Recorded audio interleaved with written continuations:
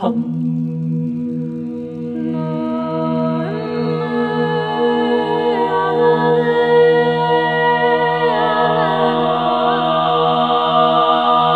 bonjour tout le monde, je suis contente de vous retrouver pour cette interprétation de pleine lune du 11 juin 2025 qui aura lieu à 9h43 ou 7h43 en temps universel à partir de Paris. Alors j'ai eu envie de lui donner un titre à cette pleine lune que je sens vraiment dans l'intimité du feu du cœur. J'ai regardé un petit peu le message des symboles sabiens de Dan Regard et sur le 20e degré du Sagittaire, où se situe la Lune, il est écrit qu'il faut prévoir d'utiliser certaines ressources naturelles pour répondre à des besoins futurs. Et cela parle également de gaspillage. Quant au Soleil qui est opposé au 20e degré des Gémeaux, il parle de l'assimilation de connaissances très diverses grâce à notre capacité de synthèse. Donc, il s'agit également de veiller à ces ressources. Je trouve le message très intéressant parce que dans les deux points qui sont en opposition autour du zodiaque, on retrouve cette même nécessité de prendre soin de ce qui est là autour de soi et de ne pas éparpiller, de ne pas gaspiller, de ne pas dilapider toutes ces ressources. On a différents mouvements de planètes lors de cette pleine lune ou autour de cette pleine lune. Donc, je vous fais une petite description des mouvements des planètes avant de rentrer un peu dans l'interprétation. Donc déjà, on va avoir l'entrée de Jupiter en Cancer le 10 juin. Donc ça, c'est la veille de cette pleine lune. Donc, j'en parlerai un petit peu plus dans le développement. Mercure va rentrer lui aussi en Cancer le 9/06 et il entrera en Lion le 27/06 pour accueillir la nouvelle lune. Donc on a un Mercure qui va nous accompagner tout au long de ce cycle dans le Cancer. Vénus entre en Taureau le 7 juin. Donc là aussi, on a un changement de vibration de la belle Vénus qui arrive dans les énergies du signe qu'elle maîtrise. Donc là, elle est très à l'aise, elle se déploie dans ses pleins potentiels. On a Mars qui va quitter le signe du Lion progressivement pour rentrer dans la Vierge le 18 juin. On a Saturne qui est rentré en Bélier, ça a été quand même un gros morceau. Je vous ai fait un article sur les réseaux sociaux qui parle vraiment de l'entrée de ce Saturne en Bélier. Donc, je vous invite à aller regarder sur la sensorialité des étoiles sur Facebook. Le Soleil rentrera en Cancer le 22 juin, ce qui va aussi changer profondément la vibration de fond. Donc, nous allons rentrer un petit peu dans l'interprétation de cette pleine lune où je vous ai donc coloré évidemment le zodiaque pour que vous puissiez voir les principaux éléments, les principales figures dans les transits qui sont formés au centre de ce zodiaque. Donc on peut voir un cerf-volant qui se déploie partant de la lune, passant par Mars, passant par la porte de la maison 10 et arrivant directement sur le Soleil et Jupiter, donc qui va impliquer beaucoup de feu. C'est pour ça que je parle de feu du cœur à l'intérieur de cette interprétation. Et puis, on a aussi l'axe justement de la pleine lune, Gémeaux-Sagittaire, qui est intercepté. Une maison 5 et donc du coup une maison 11, la maison de l'enfance, de l'amour, de la créativité, qui se retrouve comme dans une parenthèse, ainsi que la maison 11 des amitiés, des associations, des aides visibles et invisibles, qui elles aussi se retrouvent en zone interceptée. Donc j'ai souvent développé ce que c'est qu'une zone interceptée, c'est qu'il va nous falloir faire un effort pour aller contacter ce qui est proposé dans cet axe-là. Et là, c'est un axe, évidemment, qui parle de communication, de voyage et qui va impliquer les énergies profonde de cette pleine lune. Il y a quand même pas mal de mouvements dans le ciel pour cette pleine lune. Donc je pense que l'élément majeur d'abord, c'est l'entrée de Jupiter en Cancer le 10 juin. Il va arriver ici trônant sur le degré 0 des Gémeaux pour la pleine lune. Il est comme posé sur la porte du Cancer. Vous savez, Jupiter, c'est quand même le grand bénéfique, le grand jovial, c'est celui qui apporte la chance, c'est celui qui apporte l'enthousiasme, c'est le deuxième soleil du système solaire. Et donc là, il est en conjonction pas proche du soleil, mais il est quand même en conjonction avec le soleil, et ils se sont frottés ces derniers temps. Le soleil va arriver pour passer sur lui le 25 juin au moment de la nouvelle lune. Donc là, ça va être très intéressant aussi de regarder ce que cela fait. Jupiter, il expanse tout ce qu'il touche, il amène aussi une démesure dans sa partie explosive. Et quand Jupiter passe sur le Soleil, il y a vraiment une ouverture de conscience, des grandes propositions qui se déploient, mais il y a aussi des parts égotiques qui peuvent refaire surface, exploser. Beaucoup de chance, beaucoup de yang, beaucoup de choses peuvent se produire lors de cette rencontre entre quand le Soleil passe sur Jupiter. Et ça, c'est un espace de chance incroyable, mais ça peut aussi mettre un inconfort profond dans les relations. Jupiter, il est plutôt à l'aise dans les signes d'eau, il apporte de la douceur, il a maîtrisé aussi un peu en astrologie ancienne les signes d'eau. C'est du feu, mais c'est un feu qui s'accorde vraiment bien avec les énergies. Donc, il va apporter une expansion, il va apporter de la joie, il va apporter de l'enthousiasme au signe du Cancer, évidemment, de la chance, ainsi qu'au signe du Scorpion et également au signe des Poissons, au Soleil, aux gens qui sont natifs de ces soleils-là. Il est conjoint, il sera conjoint à Mercure en maison 11, ceci dit, cela aura lieu en zone interceptée. Alors, tout ce qui se passe dans la zone interceptée, je vous ai dit, ça devient beaucoup plus intime. Donc, ce serait tellement plus puissant si c'était hors de cette zone interceptée, mais je pense qu'il va falloir faire avec. Et peut-être que cela va justement permettre de temporiser un petit peu le feu, le réveil d'un Jupiter sur Mercure qui peut enflammer les esprits. Donc on voit ce cerf-volant qui arrive depuis la Lune et qui forme des trigones de feu et qui envoie son énergie, l'énergie un peu diaphane, vous voyez, de cette Lune depuis le Sagittaire en maison 5. Donc on est comme pris entre un feu qui a besoin et envie de s'exprimer, de se montrer, et un retour dans une intimité lunaire très profonde. Donc on est tiraillé un peu entre sortir du ventre de la mère et retourner s'y cacher. Et ça pourrait signifier des naissances difficiles ou avoir des difficultés à accoucher de ses projets, se sentir comme un peu entre deux eaux, perdu, voir le chemin, mais avoir du mal à y accéder, en fait. Oui, Jupiter, le jovial, ce deuxième soleil, qui est proche de son maître, le soleil, il continue d'envoyer, pour certains, beaucoup d'ondes de joie, de chance et d'enthousiasme, et les Gémeaux ont bien pris note de cette expansion qui leur a été proposée et qui ont pu aussi, à certains moments, pendant l'année passée, vivre des périodes d'exagération et, comme je le disais récemment à une amie, en se faisant parfois recadrer par cette puissante énergie.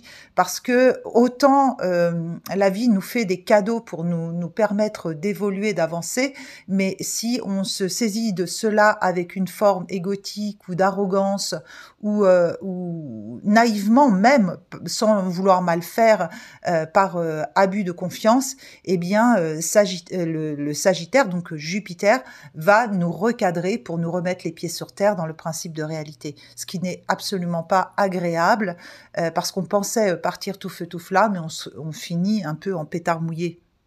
Alors la communication en Gémeaux, quand il était en Gémeaux, est allée bon train. Les expériences, les échanges d'idées, les déménagements, les rencontres, les soirées festives qui ont repris avec l'envie de se retrouver, de faire du lien. Toutes ces histoires de pulsions de vie ont été extrêmement présentes dans le secteur des amitiés, de la communication et même de la fratrie. Et là, c'est vrai qu'avec l'entrée de ce Jupiter dans le signe du Cancer, cela va continuer, bien sûr, dans l'énergie, mais on va plus aller vers le foyer, on va plus aller vers la famille, on va plus se retourner un peu dans ce besoin de se mettre en sécurité. Alors, en cette pleine lune, c'est comme je vous ai dit, le feu qui domine, avec ce grand cerf-volant qui favorise les béliers, les sagittaires et les lions, qui sont aussi très sollicités et impatients d'en découdre avec la vie.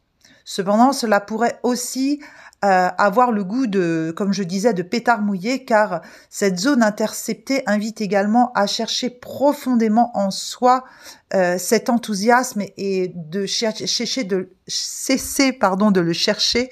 C'est une petite dyslexie qui revient. Cesser de le chercher à l'extérieur, mais d'essayer de contacter la présence joie en soi, de s'en nourrir plutôt que d'attendre qu'elle vienne de l'extérieur. Alors ça peut être assez difficile à contacter, surtout si on a l'habitude de s'étourdir dans le mouvement extérieur et de bouger, de sortir, d'être à l'extérieur. Là, il nous est aussi demandé de rentrer dans cette zone interceptée à l'intérieur de nous, en introspection, en méditation, pour aller trouver fondamentalement cette joie à l'intérieur de soi. Alors on peut dire que l'effort est de mise. Jupiter en Cancer, il va rester direct jusqu'au 12 novembre 2025 et ensuite il entrera en rétrogradation sur le 25e degré du Cancer pour redevenir direct le 12 mars 2026 au 15e degré du Cancer et entrer en Lion le 1er juillet 2026. Donc ça signifie que pendant un peu plus d'un an, il va baigner dans l'eau du Cancer, où voilà, comme je vous ai dit, il se sent plutôt bien et il offrira aux natifs de ce signe ce renouvellement de chance avec une fécondation puissante dans leur secteur natal. Donc tous ceux qui ont des placements importants dans le Cancer ou regardez quelle est la maison qui est impactée par rapport au signe du Cancer, va être visité par le grand jovial qui va vous apporter à la fois cette chance, cette expansion, mais également attention à ce que ça ne devienne pas une forme de démesure et de ne pas tomber dans les parts égotiques de ce Jupiter qui, rappelons-le, est à l'origine d'une expression qui dit que la personne se croit sortie de la cuisse de Jupiter et cette expression est issue du fait que Jupiter maîtrise les cuisses dans le corps humain, mais qui signifie aussi également que se croire sorti de la cuisse de Jupiter, c'est se mettre au-dessus des autres. Alors, la Lune est le maître du Cancer et à cette pleine Lune, elle est en opposition et aussi en zone interceptée de ce Jupiter qui nous rappelle toujours de bien écouter nos besoins fondamentaux, nos intuitions. Alors, du coup, on pourrait penser que la sensibilité peut être exacerbée, voire même aller jusqu'à la sensiblerie qui serait complètement réactivée. Et les sujets peuvent être à fleur de peau. Ce qui remonte des entrailles, du ventre maternel et des lignées, surtout celles de la mère, peuvent devenir des sujets très délicats. Des sujets qui étaient ou qui sont masqués et qui se dévoilent par petites touches. Ce peuvent être aussi des secrets qui referont surface et qui pourront ébranler les aventuriers de cette expérience. Donc, il va être important de faire attention à cette intimité, à la douceur qui vient de toutes ces parts féminines à l'intérieur de nous et qui là vont être un petit peu bousculées par cette zone interceptée, ce transit de la pleine lune. parce que la lune, c'est le maître du foyer, des bases de la maison 4, elle peut aussi révéler toutes les blessures dans ces secteurs et inviter en Cancer à plus de douceur, de se laisser toucher par la tendresse maternelle et le besoin d'un foyer, et aussi de reconnaître et de faire avec ce besoin de sécurité. Accueillir ce besoin d'amour fraternel, sorore, et l'exprimer depuis l'espace du cœur, d'où le titre que j'ai pu donner à cette pleine lune, le feu du cœur, l'intimité. Donc ce feu du cœur s'exprime aussi avec le placement de la lune dans la maison 5 qui concerne l'amour, l'enfance et la créativité. On pourrait ressentir des choses très douces ou être touché par l'innocence de la jeunesse, un appel puissant à préserver l'intégrité des enfants ou retrouver le contact avec son enfant intérieur. L'intimité sera au centre de cette pleine lune, la nôtre et celle de notre famille. Je pense que les idées vont aller bon train avec la conjonction entre Jupiter et Mercure, des discussions de famille parfois vives, des échanges, des jeux aussi, des besoins d'être en clan ou en tribu pour se réconforter, pour se retrouver et pour se rassurer, pour se mettre en sécurité. Mars en Lion active notre volonté d'agir et de nous épanouir et de gagner plus. Alors plus de tout, plus d'indépendance, plus d'argent, plus de force. Et il soutient cet ouvrage, ce travail qui aide avec Cérès en Bélier à prendre des décisions et faire des choix éclairés, parfois impulsifs, voire égotiques. Prudence aux excès de confiance et à l'envie de tout réformer, parce que dans la maison 9, il y a un puissant appel à la justice, à suivre la voie de la sagesse, qui serait une très belle alternative. Et là, je le dis parce qu'on peut sentir comme ça quelque chose qui est poussif, et la voie du milieu, la voie de la raison, en fait, quelque part. Oui, on a du feu qui nous pousse à agir, à vouloir entreprendre, à tout réformer, mais se mettre en danger, ça va contre l'esprit de cette pleine lune qui nous demande aussi de retrouver une sécurité et de creuser notre petit nid pour s'y préserver. L'idée, c'est pas de partir tout feu tout flamme au front et puis de finir aplati dans une tranchée. Voilà. Je résumerai cette partie-là en disant c'est avoir foi en soi, en ses rêves, en ses pulsions, en son feu, sans pour autant fuir le principe de réalité. De toute façon, Saturne, qui est conjoint à Neptune, nous rappelle ceci de manière très claire. Les illusions sont un poison à la réalisation. Il est question ici de prendre ses responsabilités et d'emprunter la voie du Nord Poisson qui est à proximité, afin de s'ouvrir en grand dans la maison 9 au nouveau paradigme qui s'ouvre. Parce qu'il n'est plus question ici de se cacher dans les vieux sillons, dans les vieilles traînées de l'ancien monde qui se déconstruit. Il est quand même question de s'ouvrir au nouveau paradigme, mais pas en faisant n'importe quoi, évidemment. Alors, la belle Vénus, elle est en sextile, à transmuter les chimères et s'allie à Uranus pour réformer, secouer, réveiller tout ce qui semble endormi et même endolori. Vénus en Taureau, elle profite de vivre dans sa chair les plaisirs et de faire fructifier sa carrière, son accomplissement.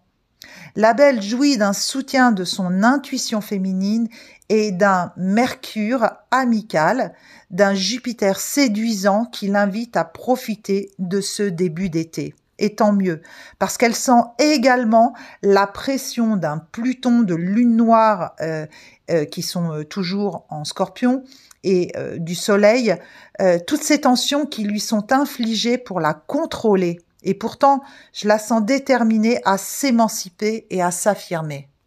C'est pas simple pour le féminin de d'offrir son déploiement, sa beauté et son essence qui aide à régler les polarités, hein, bien sûr, féminines, masculines, alors qu'elle sent une pression absolument phénoménale qui vient depuis la nuit des temps l'alourdir et qui ne veut pas lâcher les privilèges qu'elle a mis et engendrés sur elle.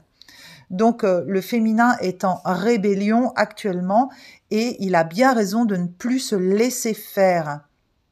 Chiron est conjoint à Éris et nous propose une guérison de nos espaces dissonants et de tout mettre en place en vue d'un retour à l'unité, notamment dans le secteur professionnel et au-delà dans nos aspirations profondes. Alors, il aide Vénus à retrouver le sens de ses valeurs et sa direction. Cette pleine lune apporte beaucoup d'opportunités de guérison à ceux qui sauront les saisir. Je la sens très féminine dans l'énergie et pourtant tendue dans l'esprit. C'est comme si l'on était invité à se connecter au cœur en tendresse et ne pas écouter la tête, le mental agité par des peurs. Alors, ça crée vraiment cette fameuse dissonance et c'est pour ça que Chiron, là, en ce moment, il aide aussi à temporiser et à guérir de tout ça. Mercure se baigne en Cancer, certes, mais il est tendu aussi avec Saturne et Neptune qui sont en maison 9, ce qui donne des débats d'idées philosophiques, spirituelles, des lois passées sous le manteau, des réformes restrictives. Alors, on pourrait dire quelque part, c'est que derrière, c'est comme un coup d'État dans la tête pour certains et des échauffourées peuvent aussi éclater. Le peuple n'est pas content. Le peuple en astrologie peut être représenté par la lune et on sent que cette lune, elle pousse, elle envoie des grosses oppositions à ce Jupiter, à ce Mercure en face et même au Soleil et pourtant elle est comme agitée par ce feu intérieur intime et prise dans cette zone interceptée. Donc on ne sait pas ce que ça fait mais on sent que le peuple est vraiment pris pour moins que rien et que la colère intérieure gronde. Il y a aussi une part de tristesse, de désillusion qui est vraiment très pesante pour pas que pour le féminin, hein, pour le peuple, pour les enfants également. Vesta qui est conjointe aux lunes noires et à Junon en Scorpion. Alors là, voilà aussi, c'est un amas qui est très intéressant, qui est en opposition à Vénus. Ça montre une tension forte au sujet des idéalisations, des espaces sacrificiels, des blessures traumatiques. Les femmes, le féminin n'en peuvent plus, comme je disais, d'être opprimées, utilisées pour satisfaire l'impérieux besoin d'amour du masculin. Alors moi, parfois, je le ressens comme une forme de maladresse et d'immaturité. C'est pas forcément intentionnel. Je suis pas en train de taper sur les hommes. Je suis en train d'exprimer quelque chose qui est de l'ordre de l'archétype des polarités féminines, masculines et de ce fameux patriarcat que personne ne peut nier avoir pris l'ascendant sur l'espace féminin ici-bas. Donc, le masculin est mis en injonction avec ce Mars qui est au carré d'Uranus de bouger, de réformer et de faire volte-face et aussi de faire son examen de conscience. Pluton, il est là à essayer de transformer les choses de façon à ce que ça puisse bouger. Donc, que chacun prenne ses responsabilités. Saturne, il va pas non plus lâcher l'affaire comme ça. Il est rentré pour 3 ans en Bélier. Il y a beaucoup de choses qui vont devoir bouger et se recadrer.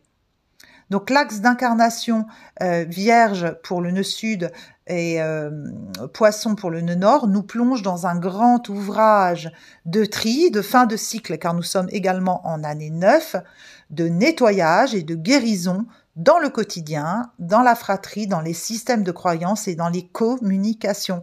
Là, on est vraiment propulsé dans l'ère de l'intelligence artificielle qui commence à tellement prendre de place et d'espace dans notre univers qu'on finit par ne plus savoir qu'est-ce qui est vrai de ce qui ne l'est pas. Et puis, moi qui suis assez friande de physique quantique et de théorie d'espace-temps, je peux vous dire qu'on n'a pas fini d'aller creuser des choses étranges et il nous est demandé d'aller regarder nos multipotentiels, nos multi-capacités qui sont là, qui dorment en nous. On nous a fait croire que nous étions aussi des petits êtres humains, des petites choses. En fait, nous avons une puissance absolument phénoménale. Et c'est à nous de nous connecter à cet espace de grandeur qui peut être aussi réveillé par ce Jupiter en nous, de nos pleins potentiels. Et pourtant, on peut sentir également qu'on nous invite à plus de minimalisme et de prendre clairement nos responsabilités dans ce monde et de cesser de nous éparpiller, de cesser de partir dans tous les sens. Donc c'est à la fois s'ouvrir à plus grand, mais le faire depuis un espace d'intelligence émotionnelle, et on en est tous capables, du moins espérons-le. Le maître Saturne devient plus intransigeant avec la nécessité de recadrer vraiment ce qui doit l'être. Là, on est talonné. Nous vivons une période très troublée et la présence d'Hadès et de Vulcain en maison 12 appuie la dynamique de guérison en profondeur de cette fin de cycle qui est en cours. Sentez-vous comme une forme de réinitialisation. Avez-vous perçu les endroits en vous où vous ne cautionnez plus les choses, les événements, les émotions? Vous sentez que vous avez bougé, imperceptiblement ou alors bruyamment. Les fruits se cueillent mûrs. Sur l'île de la Réunion, les locaux disent, pour rappeler qu'ils ont encore du jus, qu'ils peuvent se battre, se défendre, qu'il ne faut pas les prendre pour des faibles, leur expression c'est « moi, pas mangataire ». Vous voyez, une mangue qui est tombée à terre, elle est pourrie. Eh ben moi, pas mangataire. Donc là, nous ne sommes pas des mangataires. Alors, sentez la force du trigone qui active le feu du Sagittaire, les braises en vous, et imaginez que ces feux de braise, c'est votre foi, c'est l'espoir, c'est la vie, alors belle et cruelle, qui s'élance, telle la flèche du Sagittaire qui est lancée vers les étoiles. Alors vous êtes cet élan de vie. Je vous invite à vraiment vous connecter à cette belle énergie de pleine lune et à vous connecter à cette intimité de votre feu du cœur. Je vous souhaite le meilleur et je vous dis à très bientôt. Belle lunaison!